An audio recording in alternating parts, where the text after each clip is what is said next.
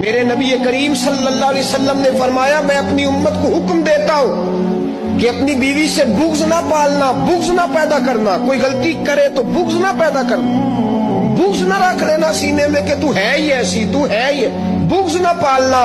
اور کیا خوبصورت لفظ ہے حضرت خدیجہ الکبریٰ کے سرتاج کے، اور کیا لفظ ہے جناب سیدہ آمنہ کے لال کے.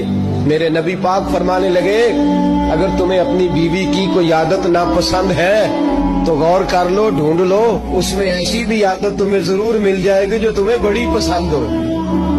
ڈھونڈ لو، غور کر لو، مل جائے گی. کوئی ایسی بھی مل جائے گی جو تمہیں بڑی پسند ہوگی، وہ بھی تمہیں مل جائے گی. ڈھونڈو تو صحیح، تلاش تو کرو.